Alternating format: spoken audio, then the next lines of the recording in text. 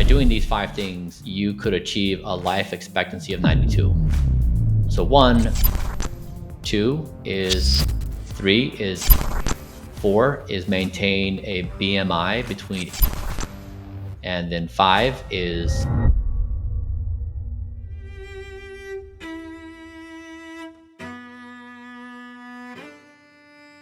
I was thinking about where to start, and I think we'll start with your love of biographies. Where did this start, and what are a few of the lessons that you've learned from them?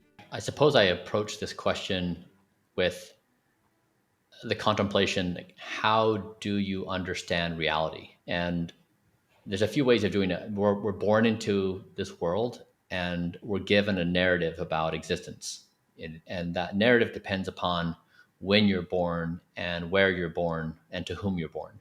But you're told certain things about yourself and why you exist and what to care about and how society works and what ethics are and norms. And there's never been universals. If you look at the thousands of different societies that have emerged on Earth, it's extremely varied.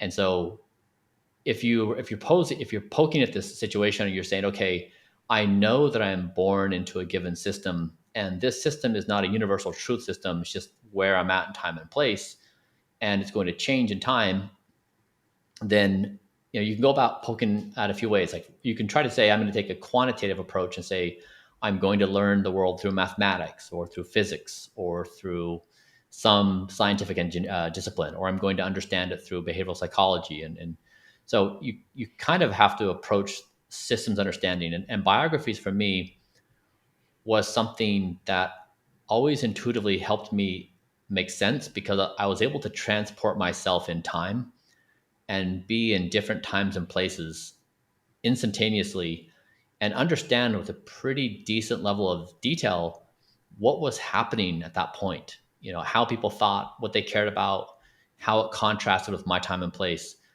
And so I'd say biographies have been the most useful thing I've ever invested my time in, that has helped me understand reality with various dimensions and perspectives at any given moment. Are there a few that stand out to you that you reread time and time again? Probably the biography of Zero by Charles Seif, the the number zero. It was not common sense to me that the number zero has not always been around, but it took humanity a long time, thousands of years, to discover the number of zero.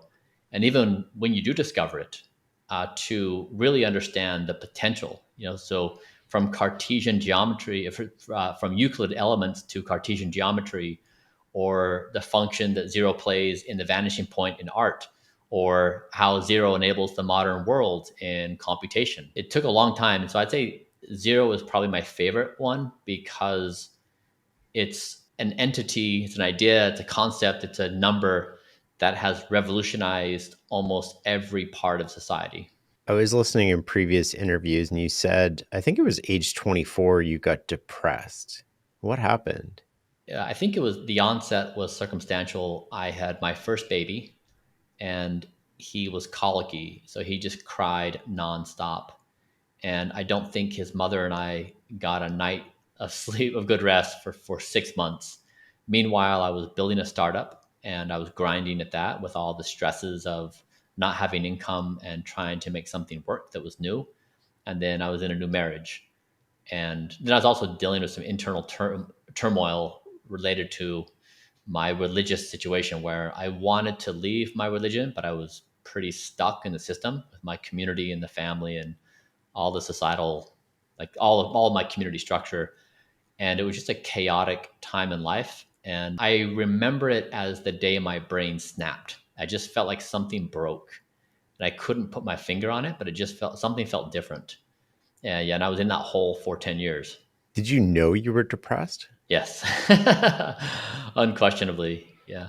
It strikes me with somebody who takes such a scientific approach to things that you would do the same with depression. What was the process of, after you recognized you were depressed, what was the process to sort of get out of that depression?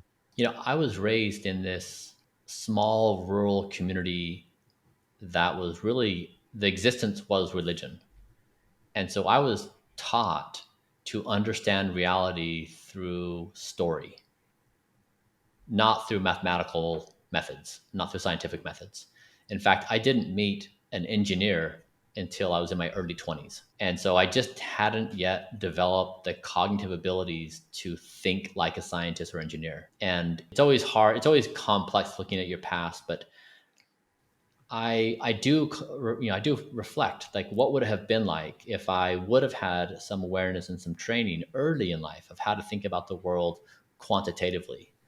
And it was one of the most significant moments of my life when I read this book by Gary Becker, a Nobel Prize laureate from the University of Chicago. And in this, he was writing essays, excuse me, for Newsweek. And he would take a given topic, like poverty, for example, and he wouldn't describe it in qualitative terms, in story terms. He would talk about it in numerical terms. And it was, I think, one of the most joyous moments of my life to understand that reality could be understood in mathematical terms. And I did go to the University of Chicago and I got a master's degree there. But I do wonder in that decade of depression if, if storytelling wasn't my primary skill set for problem solving, what would have happened in my life? What advice would you have today for somebody who might feel depressed, having been through that yourself? First, I understand you. The mind is relentless, and so when people feel suicidal, I am deeply empathetic. It is rational to want to kill oneself.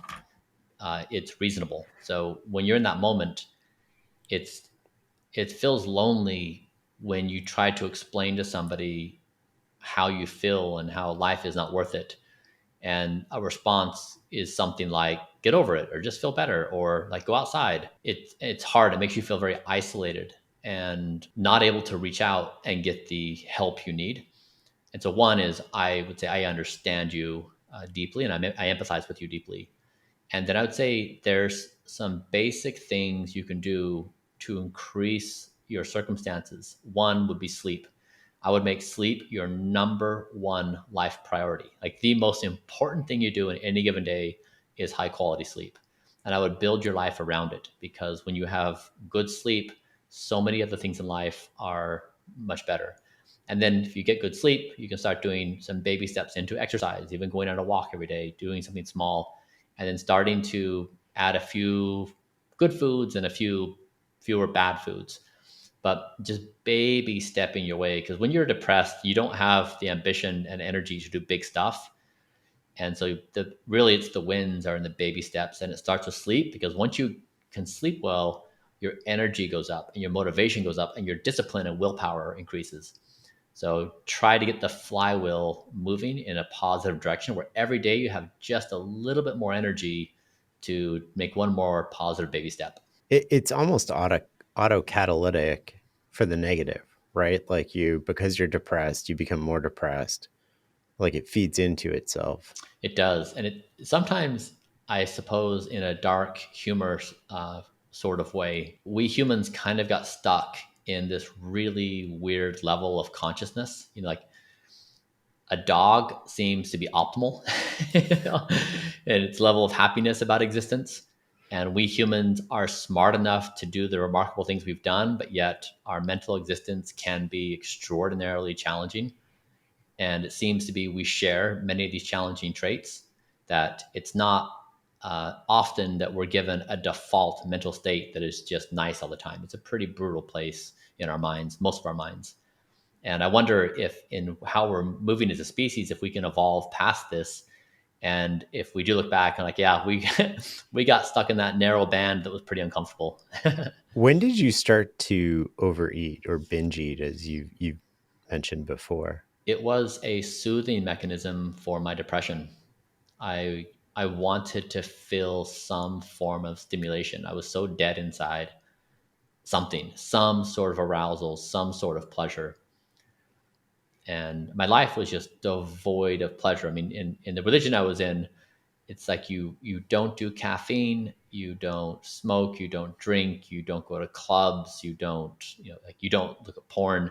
You're basically just devoid of those kinds of pleasures, and you're supposed to derive pleasure from being in service of others and obeying God's commandments, and like those are your rewards that generate. Now, of course, those things do generate rewards, and we all understand that when we do help out someone else, we do feel that.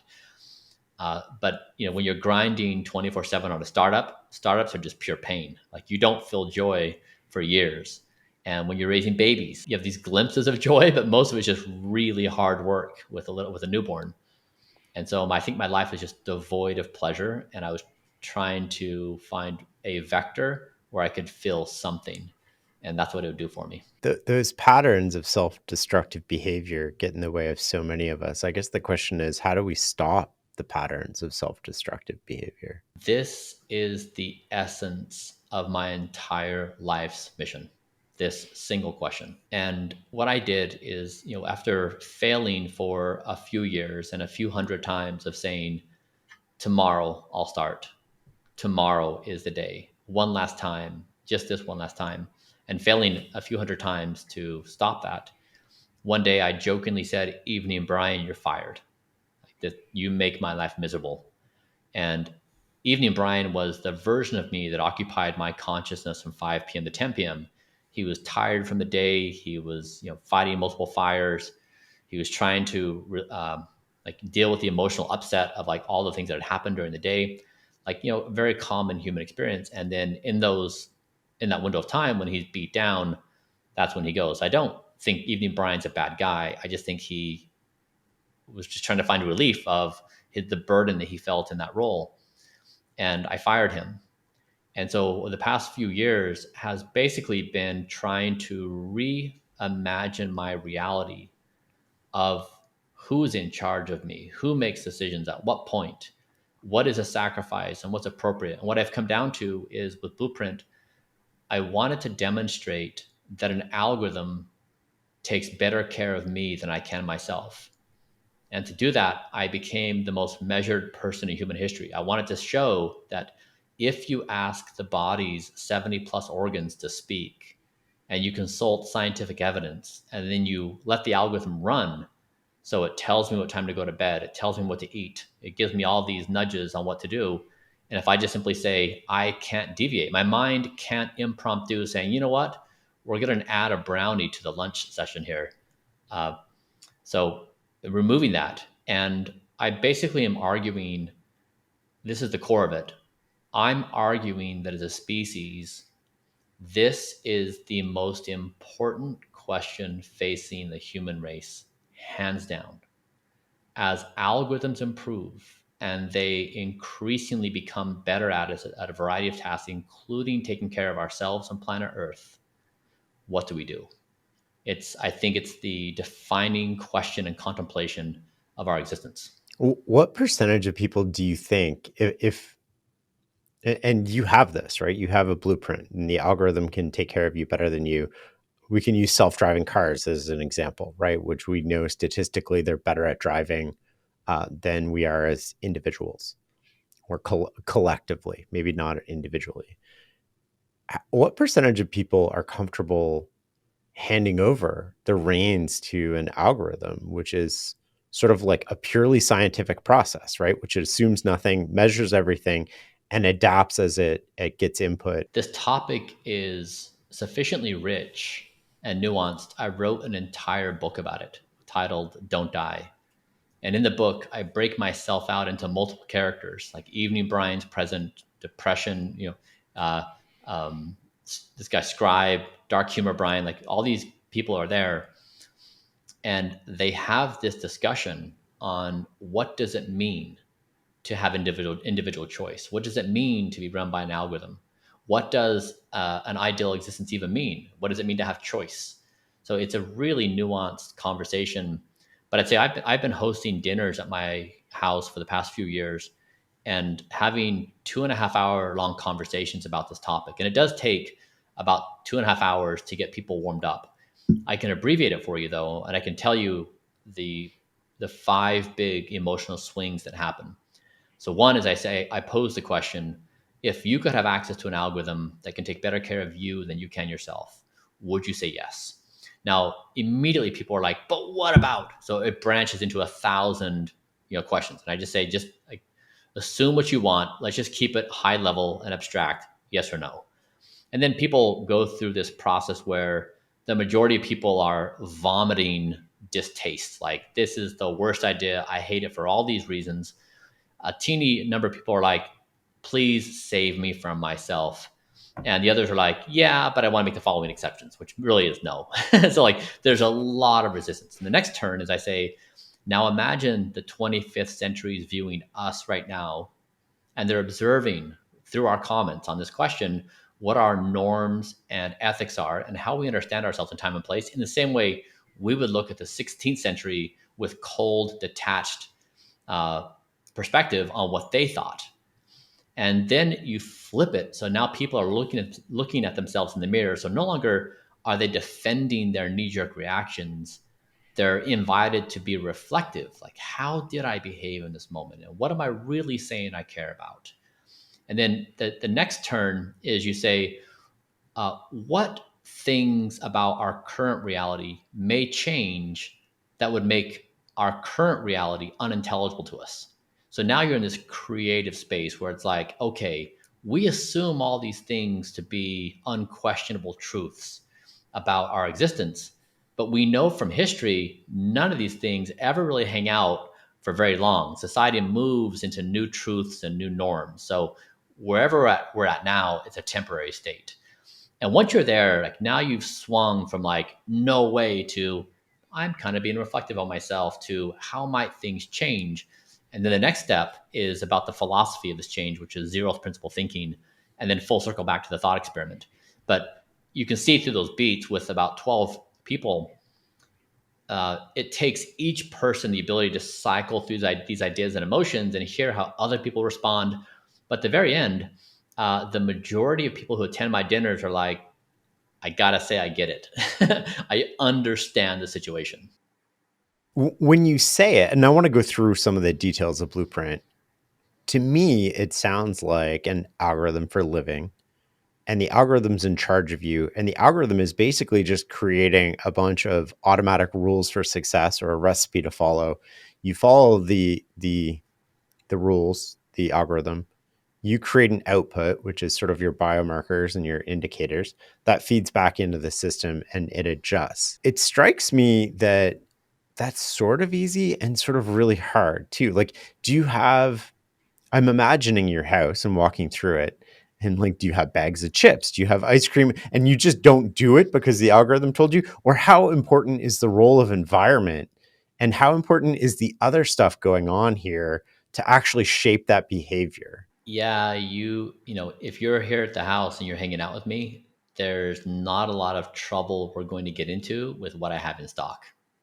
If we want to get wild and down some extra virgin olive oil, or yeah, but no, it's I basically don't trust myself. Yeah, that strikes me as really interesting, right? Because it's sort of like, okay, we can have this thing of what we want to do, but now we got to create an environment or a reality. And it can be an artificial environment, which the algorithm kind of is an artificial environment for you. And then you have to follow that. And so you have to have multiple things in line. Like, I'll give you an example. So a few years ago, I was trying to work out 3 days a week. And I ended up going to the gym because I was like, am I actually working out 3 days a week? And I was like, can you give me a list of like all the times that I swiped in? And they gave me this list, and it's like once he was going like one and a half times a week. And so I was talking with Daniel Kahneman a little later that year, and he had this phone call, and he was talking to this gentleman on the phone. And at the end of the call, he said, I have a rule. I never say yes on the phone. I'll have to get back to you tomorrow.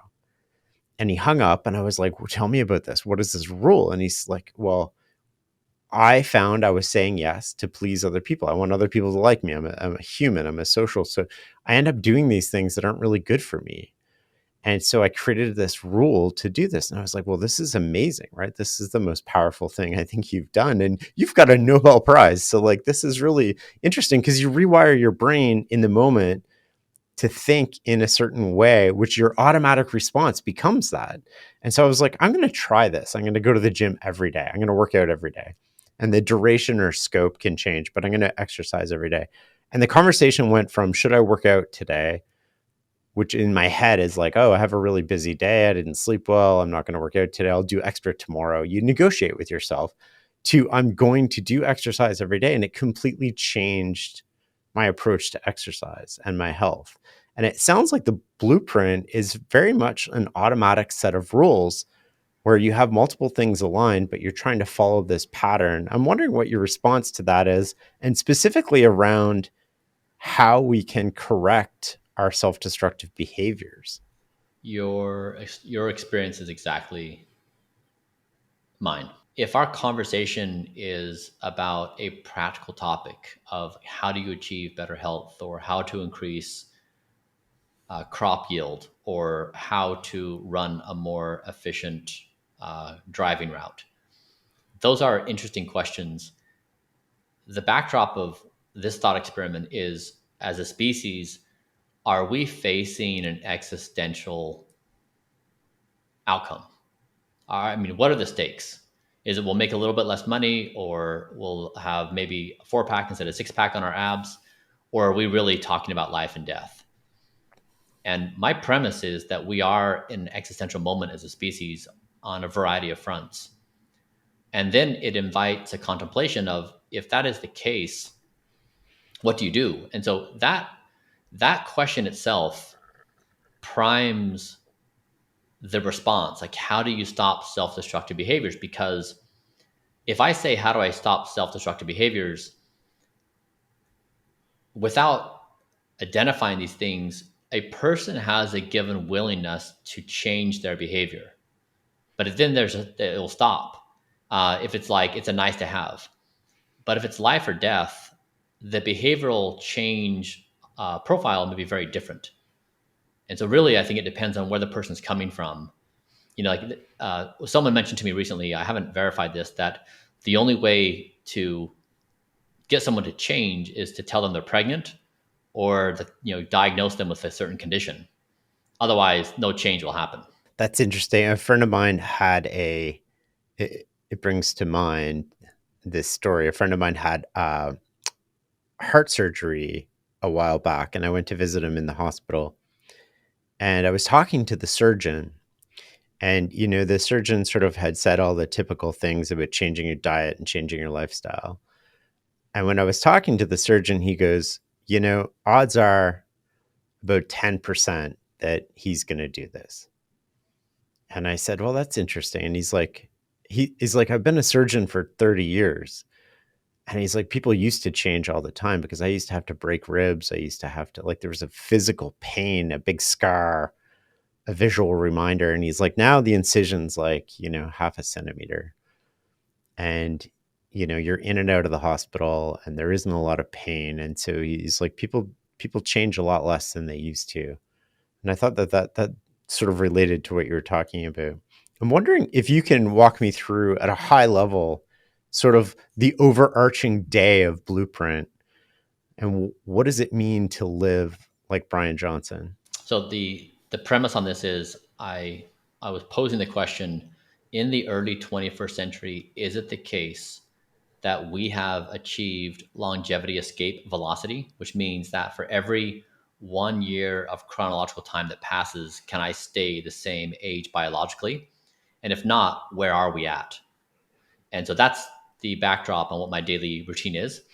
And so what we did to establish this routine is, we looked at every single scientific publication that's ever been done on health span and lifespan. We then graded the evidence of these papers, and we then stack ranked them according to effect size. And then we've systematically been implementing each one of these protocols.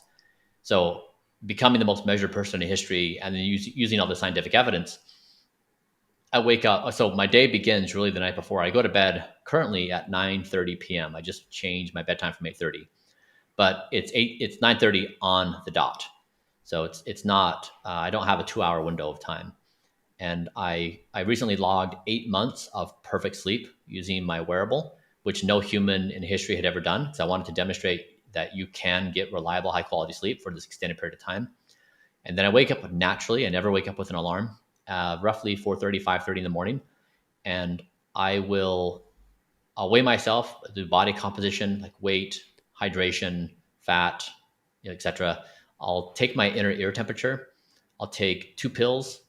I'll do a few minutes of UV light therapy to start my circadian rhythm. It's still dark in the morning. I'll go downstairs. I'll make myself a morning concoction. I'll take 60 pills. I'll do light therapy on my hair. I'll like once a week I'll do my blood pressure. I'll then work out for about an hour in a specific protocol. I'll come in. I will make breakfast, which is a few pounds of vegetables. I'll shower, do a skincare routine, and get ready for work. I'll eat my second meal of the day, and then I work for the day.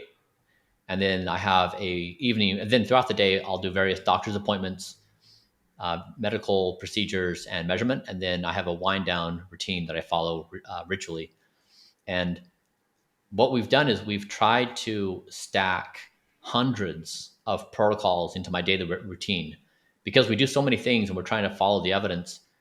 I'm not able to just randomly do things. It has to be highly structured in order for us to control this experiment with the rigor we need for the results. And so we've just done this for several years and fine-tuned it. And we go through the process of measure myself, look at the evidence, we do the protocol, measurement, evidence, protocol again and again and again. And I have a few dozen biomarkers that are pretty phenomenal. So for example, my cardiovascular capacity is in the top 1.5% of 18-year-olds. My bone mineral density is in the top 0.02% of 30-year-olds, which is age minute for that test. And my strength tests, same thing, like top 1.5 and 10% of 18-year-olds. So the biomarkers across my entire body, whether it's my cardiovascular ability, my strength, my muscle and body fat are in the top 99.5 percentile. So it's produced, you know, a, a pretty impressive list of biomarkers that indicate that I'm in pretty good health. I thought your workouts were like 25 reps of exercise and stuff. Are you, is that giving you the incredible strength? Yes, so it's about an hour a day, and you're right. It's like 20 plus, and so it's mostly I try to flex and stretch every muscle of my body. So I don't do heavy weights that are hard on the joints. But yes, even doing these things, I do it every single day. I don't take any rest days. And yeah, I'm on my bench press. It's top 10% of 18-year-olds. And we use 18-year-olds. A lot of people, I mean, the with 99% certainty when I say this, people are like, but wait a second, why not a 30-year-old? It's because you max out your weight to rep ratio at age 18. So even though you can lift more in your 20s and maybe even your 30s, your ratio peaks at 18. The same is true with your VO2 max, your cardiovascular fitness. And so we do a reference to an 18-year-old not because it's an easy way to pick off a number. We do it because according to these biological age standards, you're looking at when when a male peak performance. And I think your last meal is at like 11:30 a.m. That's right. So I have roughly 10 hours or so of fasting before I go to bed. Do you feel hungry when you go to bed? I used to. I'm now normalized to it. And does that help your sleep? Like what happens if you eat later? I assume this was all like sort of measured and The fasting, I eat my last meal of the day at 11 a.m. for the objectives of good sleep. Because I mean, there's supposedly good benefits on fasting. I think the evidence is still maybe developing. So I mostly do it for sleep because when I eat my last meal of the day, I have all my digestion finished. So when I go to bed, my resting heart rate is around 46 beats per minute. And if it's a 46, I'm going to have a perfect night's sleep. If I eat at 5 p.m. or 6 p.m., then my resting heart rate is going to be 56. And when I do that, I'm going to knock off about 50% of my REM and 50% of my deep, and I'll increase my wake time by about 35 minutes. And so I've done so many experiments now. It is algorithmic, and I know exactly what happens when I eat what at what time and how it affects my sleep. it sounds like Blueprint is optimized for the sole variable of sleep. Is that correct? I mean, so sleep is an important one. It's the number one priority because everything else hinges upon that. We are the first endeavor in history to focus on trying to rejuvenate every organ of the body. So we have 70 plus organs, and we've tried to quantify and rejuvenate every organ of my body. So we just tried to rejuvenate my thymus, which is a gland right behind chest here, responsible for your immune system. And so, I can say I'm chronologically 46 years old, but the more important number is what is the biological age of my heart and of my lungs and of my liver. And that's really the more powerful predictor than a chronological number. And where were you when you started Blueprint? Were you basically your biological age for your, like, was everything the same? No, I was coming from a pretty bad place. After being depressed for a decade and running, being a startup entrepreneur my entire life, and having just gone through a bunch of stuff, I was pretty beat up, and I was in a bad state. So I definitely subscribe to grind culture, where you do things in society to try to earn people's respect and have a position of a status in a social group, to when you conform with these social norms. And so, like, when you hear a story about a colleague who worked on a problem for 2 days straight and didn't sleep, it's like, wow, they're so awesome and amazing. Like that, it's very hard to not be, uh, to to be induced to think that that's an emulation worthy behavior. So I had to peel myself out of grind culture and find out that this is the thing: is we are accustomed. Death is the enabler of all things immortality. If you love country, die for your country. If you want to pay the ultimate price of being a hero, sacrifice your life. If you want to achieve immortality in your professional endeavor, have your works live beyond your death. Everything we think about existence is around death. And I was calling question to death that maybe we have reached this time and place in human history where death is no longer inevitable. And if that is true, everything about our reality changes. Do you think we'll see a quantum leap in average age in the next 15 years? To me, the most compelling contemplation is trying to predict how fast intelligence is improving. So we humans have been the dominant force of intelligence on this planet for 200,000 years. And we've been able to increase our abilities of intelligence by forming better cooperation in our society with language and all kinds of organizational methodologies. We've increased our ability to utilize our intelligence with technological tools. We've now created intelligence in AI that is creating better intelligence. And if you say, what is the speed at which intelligence is improving? It's fast, faster than we can comprehend. And so when we make these, when we model out the future and we say, what's going to happen on a 10-year time span, we are unqualified to answer that question, because that time frame exceeds our own intellectual capacity to imagine. So Hmm. it's the first time in human history where we, the superior form of intelligence, are up against a wall of not knowing what to predict what comes next, because it's going to supersede us so fast. And so this is the thing. This is why I come down to the only thing I know to be true in the year 2024 is don't die. That's it. I don't know anything else other than I want to be around for what could be the most spectacular existence in this part of the galaxy. Yeah, there's a part of me that's really believes if we take care of ourselves really well right now and we don't die, we're going to get a lot of advantage from technology that thinks about things in a way that we couldn't even comprehend. I mean, you take for inspiration. If you say, okay, well, point me to an example of where intelligence has been used that would give me any sort of bearings on what I might imagine. Okay, so take AlphaFold.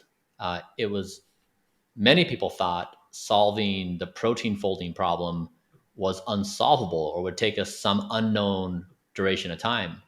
And DeepMind allocated their attention to that thing and solved it faster than anyone ever thought possible. The same thing with Go. And so when these groups of people that are very talented focus on a very narrow problem, they solve stunningly hard problems faster than anyone thought. And as these systems get better and are used more broadly, and as these systems create better systems, this is why we are at this launch point And is it going to happen in 2 years, 1 year, 5 years, 10? Like, I don't know. But it's basically, if you zoom out far enough, it's in the blink of an eye at this point. And so don't die is don't die individually, don't kill each other, don't kill planet Earth.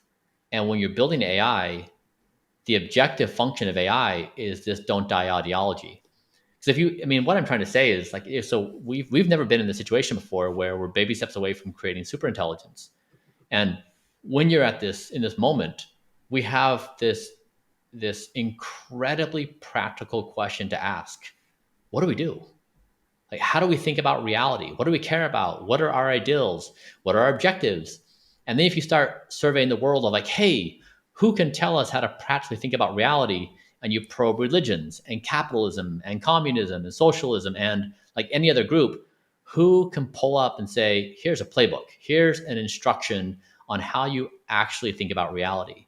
And that's what I've been trying to fill, is that void. Is there is no philosophical stack that informs humanity on what to do on a daily basis. For example, what to eat for breakfast, Hmm. all the way through the most complicated question of how do you begin thinking about a philosophical alignment with AI. I have some specific questions about Blueprint. So, like, how much water are you consuming a day? Between 60 and 80 ounces. Is that the only beverage that you really consume?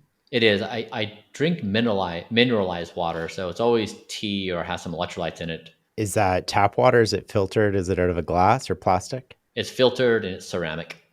This is ginger tea right now. How do you think about things like Teflon and things that can sort of like get into your body, or things that are widely sort of thought to get into your body, like microplastics and Teflon? And Yeah, I mean, I try to avoid plastic bottles. I use stainless steel cookware, filtered water. I don't eat out. I don't use takeout materials. So I try to avoid the things that are more polluting. why vegan? I think that's a personal choice, isn't it? Yeah. Yeah, it is. Is there anybody doing this who's an omnivore? Yeah, yeah, my son.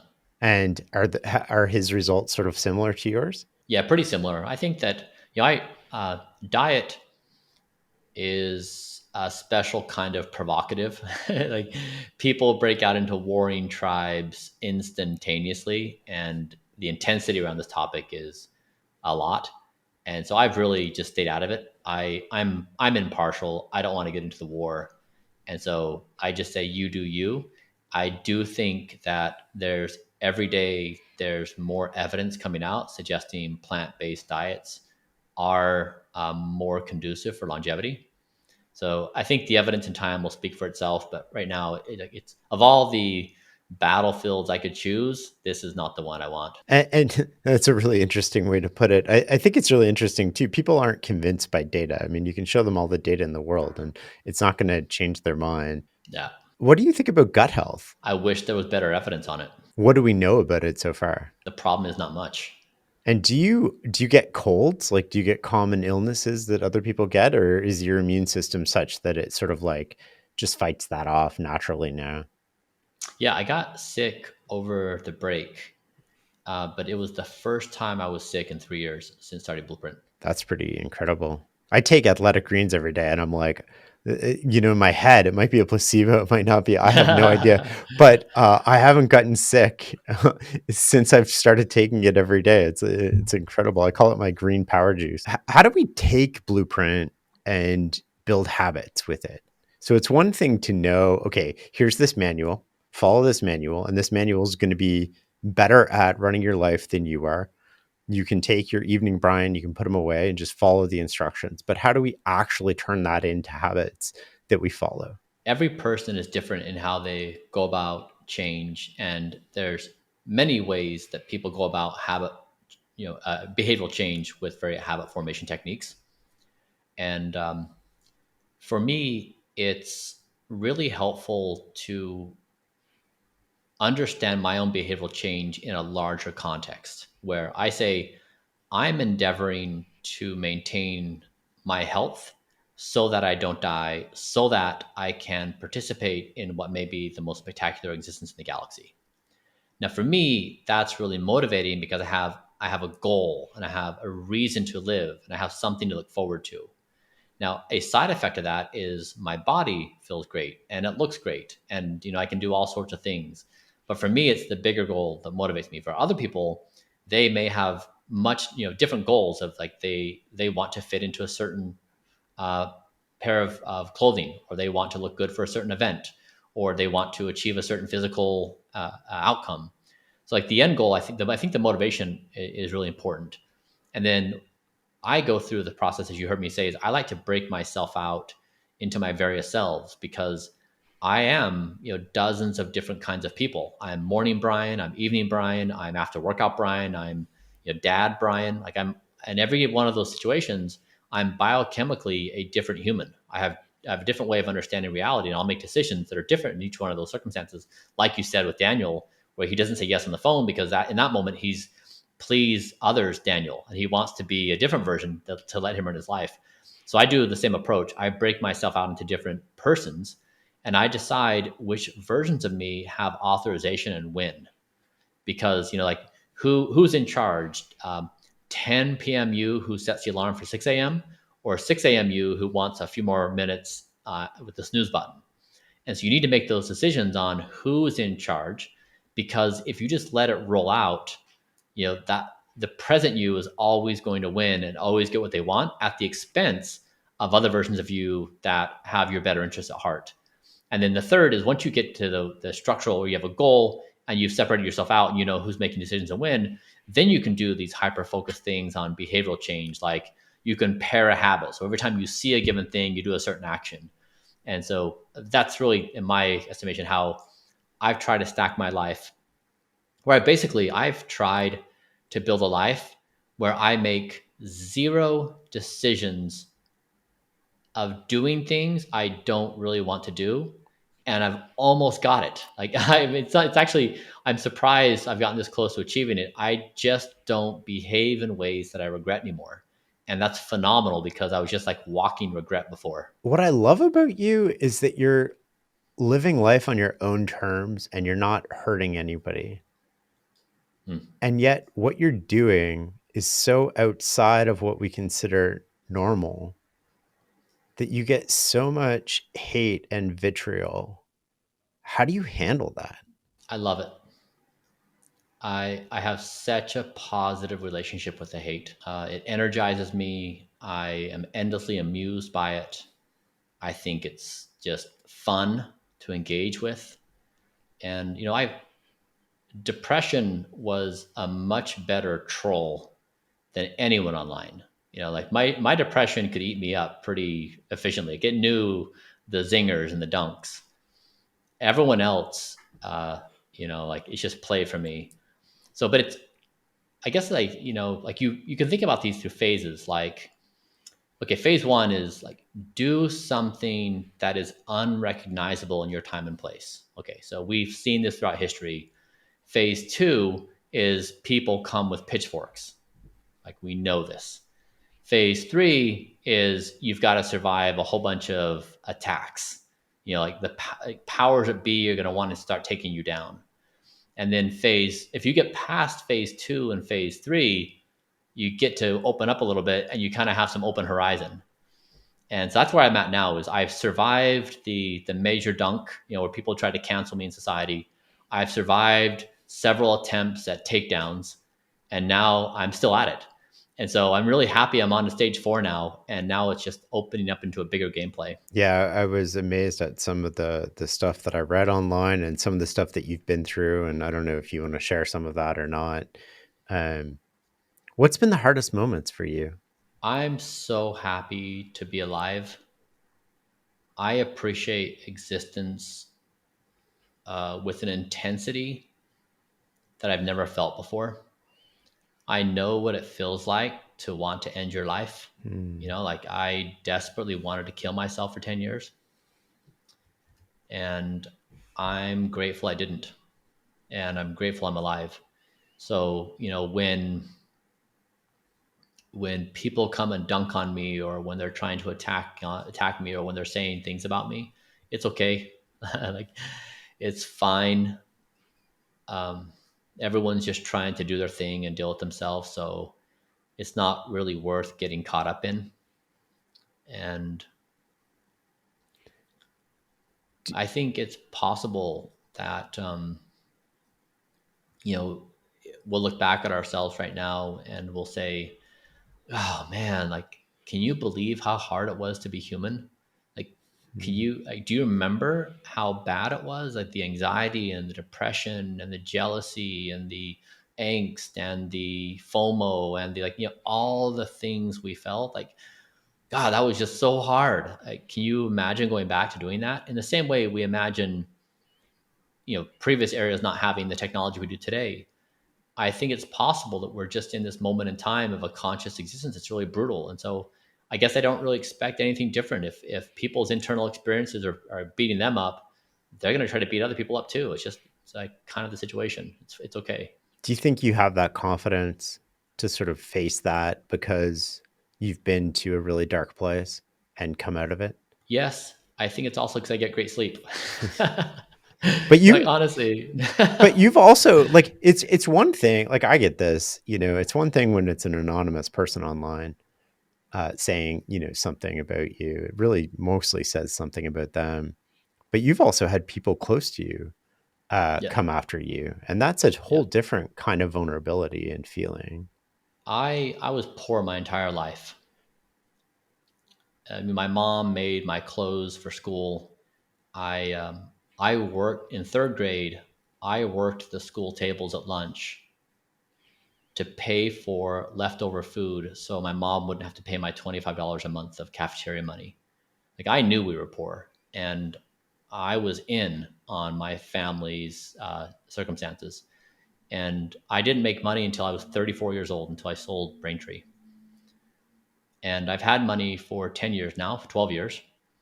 And I've learned a lot of lessons about the complexity of money. I really wish that I would have spent more time having made money and say, can I talk to somebody who's had wealth and can tell me how this game works? But I will tell you, uh,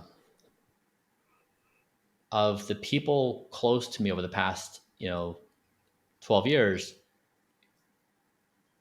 a very large number, like almost like 50%, have ended up doing something to me that is unambiguous bad behavior, in some cases illegal behavior. And this is not to say they're bad and I'm good. It's meant to say that when you're around these circumstances, it's oftentimes very hard to keep your bearings. And sometimes you lose your reality and you become so lost in it, you can no longer tell what's going on. But money is extraordinarily complicated and it drives people to do crazy things. And I've seen this pattern now repeat itself so many times in my personal life, like those who are the closest people to me, and to see what they would do when money was at stake. And it's almost like they'll do anything. And they lose touch with reality in the pursuit of that objective. I have a friend who is incredibly wealthy, and we've been friends for a number of years now. And one thing that struck me a few years ago was his circle kept getting smaller and smaller. Yeah. And I remember asking him about this, and I was like, like we were hanging out last year, and I'm just making this up, but there's like 30 people here, and now there's like 15. Yep. And you see it shrink over time. And he said, yeah, because people do these things that Yeah. they ask me for something or they do things, and then I can't really trust them. And then everybody Yeah. who's trying to be my friend, and I'm paraphrasing here and I'm not going to reveal who it is, but everybody who's trying to be my friend wants something from me, or that's how I Yes. think about it. So it's really hard for me to like open up to new people because I've become skeptical of motivations and intentions. And Yeah. Yeah. I think that, like, that's been what I have seen. So when I've shared my problems, they are almost identical to the life experiences other people have had. And it's just algorithmic. Like this is why I'm saying I wish I could go back in time and talk to somebody, because it is so predictable how people will behave in these circumstances that you can do so many things to try to lessen the negative outcomes. But I'm inherently a very trusting person, and I'm hands off, right? Just kind of let people do their own thing. And that's just not a good recipe. Most people can't thrive in that environment. Most people will really struggle to play by the rules that we as a society have agreed that would constitute fairness and honesty and legality. So again, it's fine. This is not a critique of people. It's the human condition. It is what it is, and this is the same reason. Like I don't trust myself. This is why I don't have sweets in my house. It's not like I think I'm the best person in the whole world. I know that I will cheat. I will do things I don't want to do if I put myself in those circumstances. So this is coming from a place of distrust of myself and all things that we humans do. If I inherited or, suddenly came into $500 million tomorrow and I came to you and said, Bryan, I just got this big chunk of money. Give me the lessons that you've learned Mm-hmm. over the last 12 years that I should put in place today. What would they be? One is I would suggest you not change anything in your life for 6 to 12 months. Keep on with your same habits and have the money so you can distinguish between your preferred lifestyle and what money would otherwise alter your perception of what you want. Because once you start acquiring things, you start losing your perspective on where your baseline is. So, and the shock of going from 0 to 500 million is so sudden that it scrambles your reality. And then number two is it is reasonable that a large majority of people are going to want something from you at all times. And it will be small things like, a niece or a nephew. When you're invited to their wedding, most people will give a gift, $100 or $200 or $20, whatever the number is in that cultural norm for that family. They're going to expect you to give something for $500 or $1,000 because you have so much money. And so people just assume that because you have so much money, that you have more obligation to them.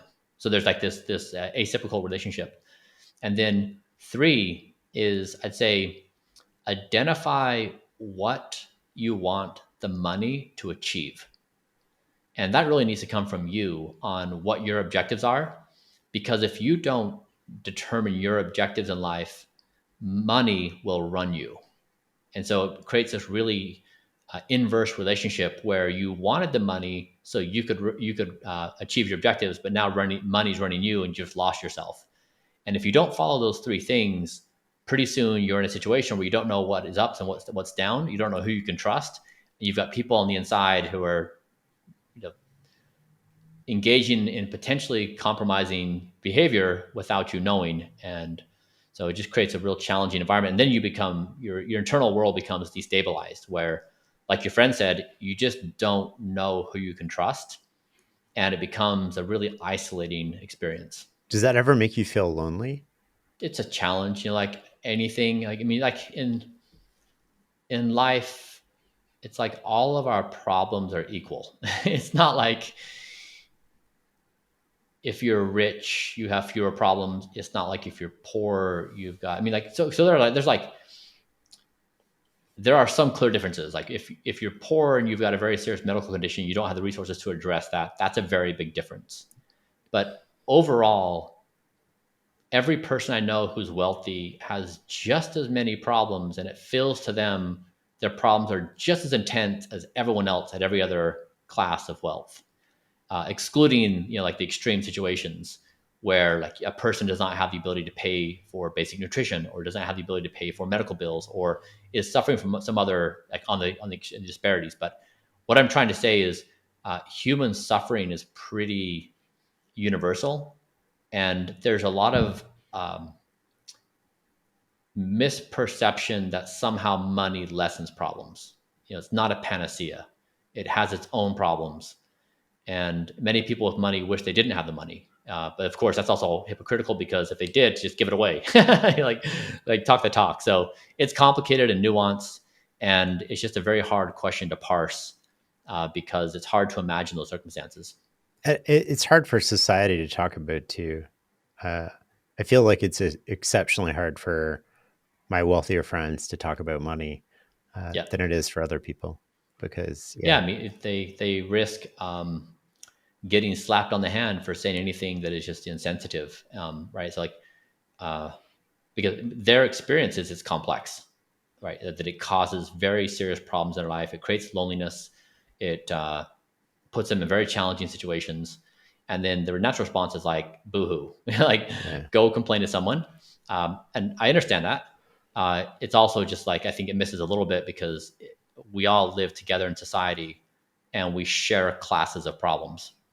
And so to me, it's like, it's a bigger observation about how all of us struggle all the time, and how it's worthwhile to contemplate how we can all struggle less. yeah. We're more similar than we tend to think that we are. I Mm-hmm. think across not only cultures but socioeconomic statuses too. I want to come back to Blueprint for a second. I want to go through specific things. So I want to go through 9 things. I want to go through behavioral interventions. I want to go through diet interventions and supplement interventions. And I want you to give me your top 3 behavioral interventions, top 3 diet interventions, and top 3 Mm-hmm. supplements that people listening to this, if they're looking to sort of like play around with Blueprint, but maybe they don't want to go all in, that they can do and they'll get a noticeable sort of like bang for the buck out of. Yeah, I can tell you, I would structure that just a little bit differently. I can tell you the top 5 power laws. Okay. Yeah, let's do that. And so you, by doing these 5 things, you could achieve a life expectancy of 92. So one, don't smoke. Two is exercise 6 hours a week. And that's a combination of strength and flexibility and cardiovascular. Three is eat a blueprint like diet, or like Mediterranean diet. Four is maintain a BMI between 18.5 and 22.5. And then 5 is limit alcohol consumption. And those 5 things are the power laws. Sleep is a contender for being a power law of health. I think the evidence is emerging now that we've got much better measurement around it. Talk to me about the alcohol consumption because that one is sort of a bit vague in a sense of you didn't offer specifics like BMI. You're like this range. What is a limited alcohol consumption? Is that like 2 ounces a week? Is it 6? Is it like we're best with none, but up until this point it doesn't hurt us? I forget the exact unit number. If I remember correctly, it's something like between 1 and 3 glasses of wine a week equivalent. So it's a moderate intake. But it's basically, I think what it's saying, one is it's not excessive, so it's limited. I do zero alcohol intake. You used to drink alcohol there. Yeah, I drink 3 ounces of red wine for breakfast daily. Yeah, Yeah. What was the thinking behind that? You gave it up, I think. I remember if I remember correctly, it's because you couldn't afford the 80 calories in your diet. correct. Yeah. But you liked red wine. It was delicious. It was such a wonderful experience. Yeah, it increased the joy of food a lot. Do you ever have wine now, or it's just like a rule that you don't have it because once you go down that path, it's like a slippery slope? I don't now, because even small amounts negatively affect my sleep. Even if I drink it around noon, or even if I do 3 ounces at noon, I still sometimes see effects in sleep. And nothing is worth trading high quality sleep to me. That's fascinating. Are there certain foods that like if you ate even at 11:30 would disrupt your sleep that you know about? Carbohydrates, so breads, pastas, even rice, is hard for my body to digest. Is that your body or most bodies? My body, and maybe it's because I don't eat rice very often, so that the one-time occurrence. But yeah, when I eat anything of that variety, my resting heart rate will be 55 plus, probably in the 56, 57 range. Then of course anything fried, but I never eat fried. But if I did, it would definitely do it. Uh, Flours of all types. Even like almond flour? Yeah, I tried a bunch of different flours. I wanted to find, like I wanted to find some variety of foods that would do it, and that didn't. And then also sugar. So if I, on occasion I've tried like a fun drink, like someone took me and got a boba or something like that. I think it's made by tapioca.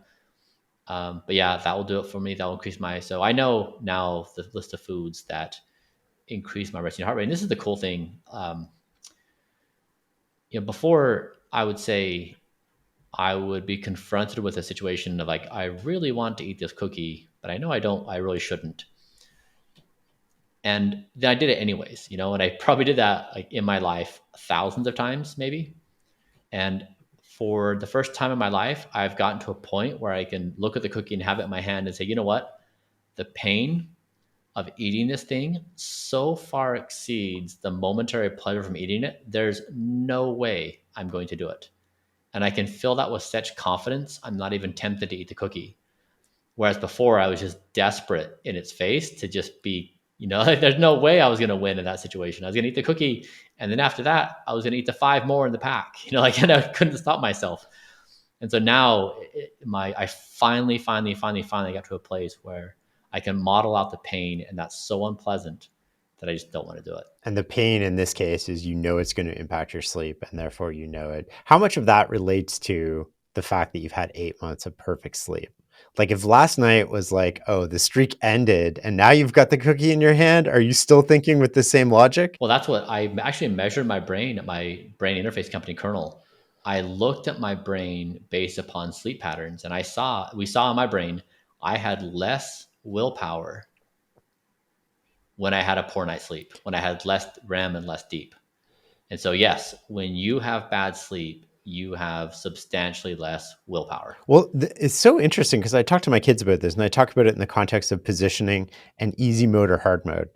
And I'm like, when you go to sleep, it doesn't mean you're not like when you sleep well, doesn't mean somebody's going to do something not going to do something to you tomorrow that makes you angry or upset. It means your ability to regulate your emotions and have a healthy response is going to be much easier than if you have a poor night's sleep. So you can you're playing on easy mode or hard mode. And I think sleep is one of the prime indicators. Great job. Why does posture matter? You have the best posture I'm conscious of this, and I'm actually having better posture during this interview because of you. I realize that I present complexity in people's lives, that if someone sees an article about me or a video or something, and if they're not in the same place as me, it can have a net negative reaction where the person's like, damn it, I'm never going to be able to do what he does. So that makes me feel bad about myself. And so why even try? And I'm deeply empathetic about that. And I'm empathetic. I wish that wasn't the outcome. And so I really try to be thoughtful and meet everyone where they're at, where I hope that when someone thinks about me and if they view my posture or they view my eating habits, that they can think of me like an angel on their shoulder of like, I'm there with you, friend. Like I want you to be your best self and I understand you. And there's no judgment coming from me. And it's fine if you make mistakes. It's cool. But it's complicated. And I understand that it's difficult. And so posture, I do work extraordinarily hard. I'm also mindful that it potentially has this boomerang effect where, yeah, um, people get discouraged. But yeah, I mean, I maintain good posture because I discovered I've got genetically narrow internal jugular veins, these two pipes on the side of the neck. And so have restricted blood flow out of my brain when I have bad posture. So it kinks my veins. And so we did a whole bunch of measurement with MRI and ultrasound, and then I did a bunch of physical therapy to strengthen certain muscles that maintain proper posture.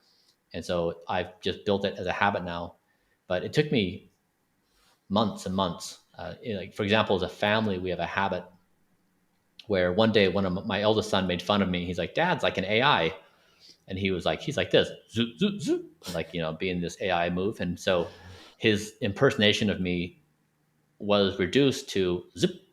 So now every time anyone in the family has improper posture, that means if you're holding a phone directly down, you're looking at it, your head's hanging over, or you're in some other catastrophic postural position, you'll hear it zip, and everyone in the family just like right, like get straight up.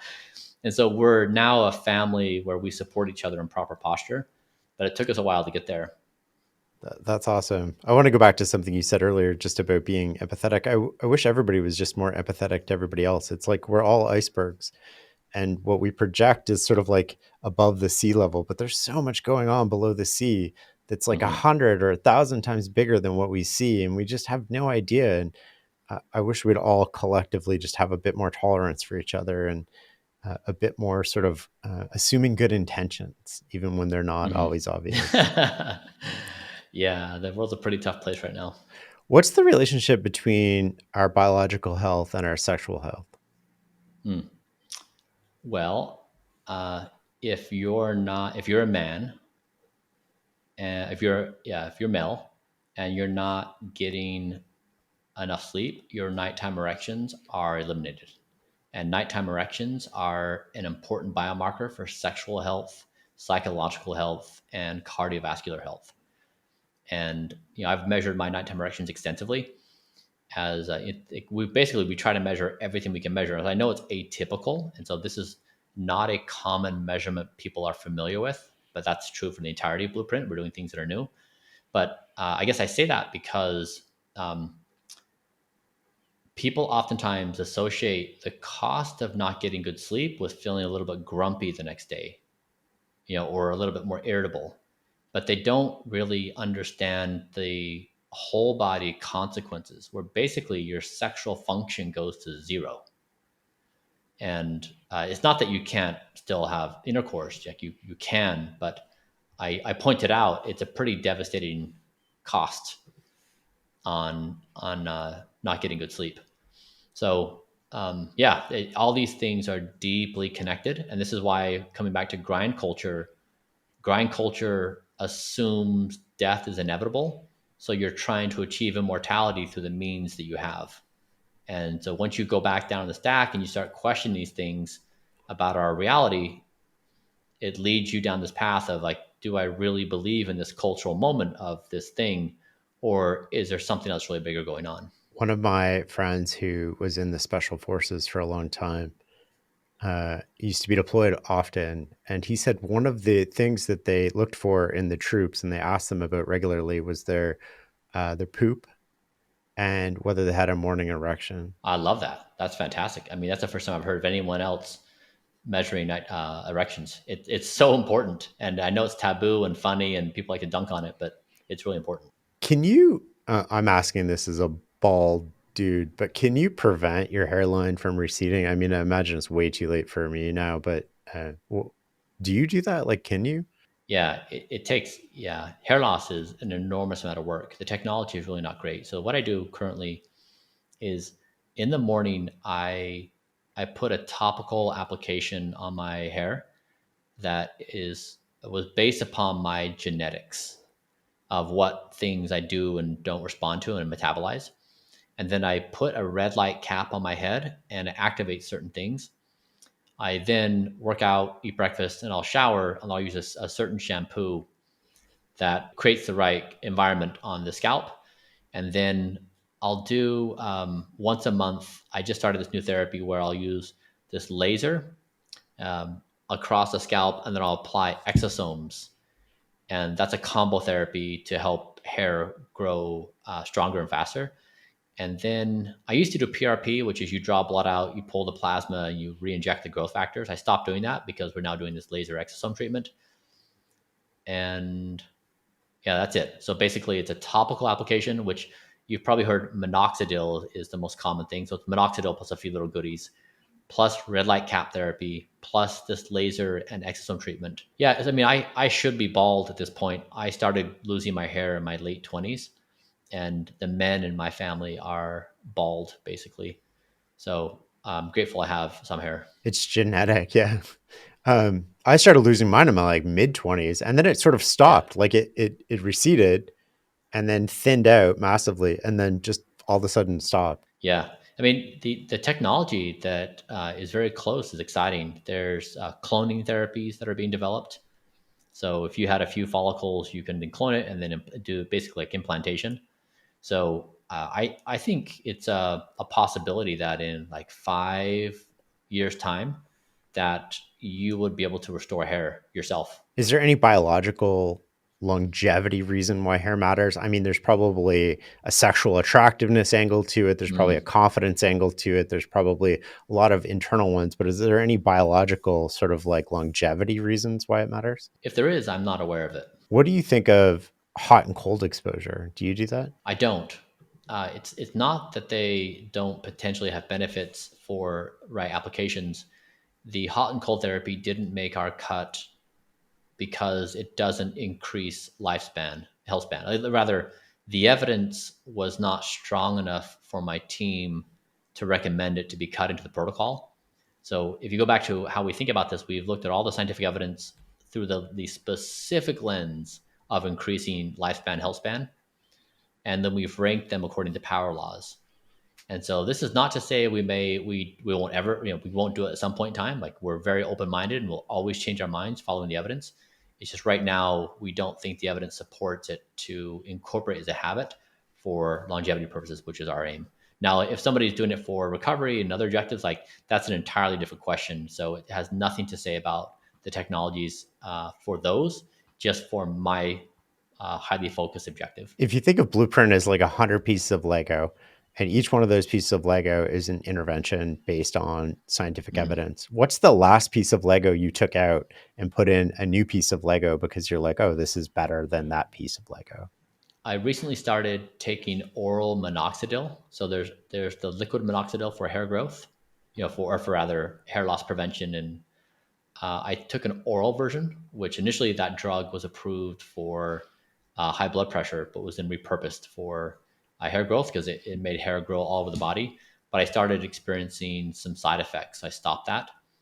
So we do stuff like that. Like every few days, we'll try something new like that. So that one stopped. And then let me think before that, I did those blood transfusions. So my son gave me his plasma and I gave my dad my plasma. And I did 6 of those, one a month for 6 months. And we saw no effect in me. But when I gave my father plasma, my father's speed of aging slowed by the equivalent of 25 years. So from a 71-year-old to a 46-year-old, and those results remained the stable for 6 months, which is the last measurement we did. So in that case, the plasma therapy was promising, and it didn't work in me, probably because my biomarkers are already pretty competitive with an 18-year-old, whereas my father benefited significantly because his biomarkers as a 71-year-old are pretty different than my biomarkers.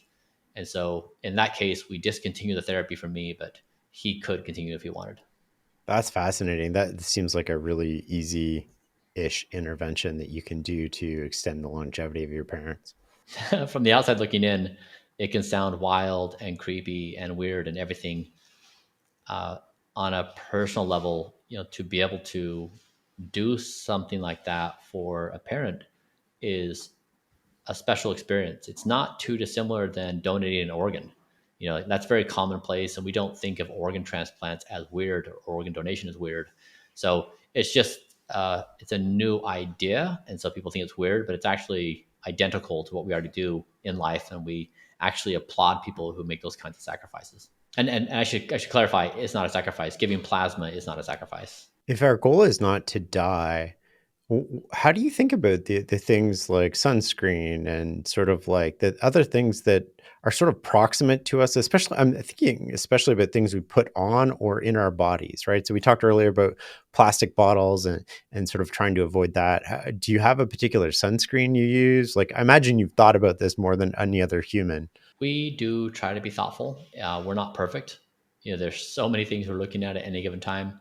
But yeah, we use a sunscreen Elta MD, ELTA MD, and it's a good one that has less bad stuff in it. I generally try to avoid the sun when the UV index is above 4. So I get sun exposure in the morning and in the night. And this is also another contentious part in society where I get a lot of flack for the paleness of my skin. And it's a cultural norm that tan skin is somehow a signifier of health and wellness and beauty. But the sun ages and damages the skin and creates cancer risk. So it's not, this culture of tan skin is not going to survive much longer, because it will just naturally push in the direction where um, we generally, over a long enough time horizon, move towards more positive habits for society. Sometimes it takes a very long time, but I think this is one of them that our current ideas around sun exposure will change. even with sunscreen. But no, you can. I mean, it's not like you. I'm not suggesting we will avoid the sun altogether. I'm suggesting we will be more mindful. It won't be a case where, because currently our general dispositions are pretty brazen towards the sun. It's like it's not a careful balance of get sun exposure, but only so much. It's like unadulterated sun exposure is kind of like this. It kind of is like around like certain dietary preferences where it's really uh, a much bigger social thing than it is a data thing or science thing. And that's fine. Like, this is how people kind of break out into camps. But we measure my skin age using multispectral imaging and using a whole bunch of other technologies. So we see exactly what happens when. And by looking at the data, it's very hard to go do something that's going to actively accelerate my speed of aging when the objective of this project is to try to slow it as much as possible. And we talked briefly about frying pans, but I think we skipped over it. Do you use Teflon or using stainless steel, or do you? I have stainless steel. And then I want to ask, just before we sort of wrap up here, how do you envision? And I know we don't have a long window in terms of what we can see, but if you zoom out, how do you see AI helping us? So I tried to embody the problem of AI. I tried to become the species as a problem. And so I did that with a thought experiment where I said, okay, I'm a collection of 35 trillion cells. And that's a lot of intelligent agents all doing their own thing with different objectives. The body doesn't have a singular objective. The body has all kinds of conflicting objectives at all moments. And I wanted to see, could I achieve goal alignment within me, Bryan Johnson? And that's what I've been trying to do. And so first I had to say, okay, in order to understand these 35 trillion cells, I need to get a read of as many of them as possible. Then I need to find the evidence to tell me how I align the cells. And then I need to implement it with exactitude. Now, this is a problem that is identical to AI. So we're building the super intelligence, and we then are going to give it objective functions that say, all right, AI, do this, like solve this math problem, or help me write this thing, or have this conversation with me, whatever the thing we're asking it to do. It has goals, and it has goals we've programmed into it. It has goals that it emerges from the system itself. So we're basically trying to say, what are our goals, under what circumstances, and for whom? So it's a giant goal alignment problem. So in my situation, I had to say, okay, is 10 p.m. Bryan in charge, who sets the alarm, or 6 a.m. Bryan, who wants to hit the snooze button? Who's in charge and under what circumstance? That's the same kind of goal alignment problem you have with AI. And it's the same kind of problem we have with planet Earth. Yeah. So Earth needs to be a home where we can thrive. If we kill Earth, we're in a bad situation. And so when I say don't die, it's don't die individually, don't kill each other, don't let the planet die, don't kill it, and align AI with don't die. Don't die is deceptively simple and endlessly expansive. It is a heuristic, it is a computational model, it is a mathematical framework, it is a biological system, it is a closed loop algorithm. All those things in 2 words. And this is what I'm putting forward as a species is, if we care to be around for the future, we need to be able to figure out how to cooperate at the most basic level. And Don't Die is the most played game in every single minute of every single day on planet Earth. There's not a game, even capitalism is not played more than Don't Die. Every 2 seconds, you and I breathe to not die. We look both ways before we cross the street. We throw out moldy food.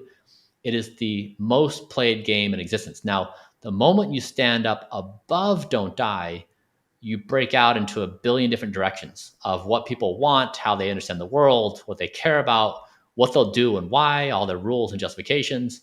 So you really have to say, if we're trying to goal align a super intelligence around something and not kill the earth and not kill each other and not die ourselves, how do you do it? And that's what I've tried to put forward is this is an actual plan, a practical plan that spans what to eat for breakfast and how to align a super intelligent system with all of our interests. That's beautiful. We always ask the same question to end, which is, what is success for you? But I have a feeling it's going to be 2 words. I would say it's the courage to believe that I don't know. That's a perfect way to wrap up this conversation. Thanks a lot for your time.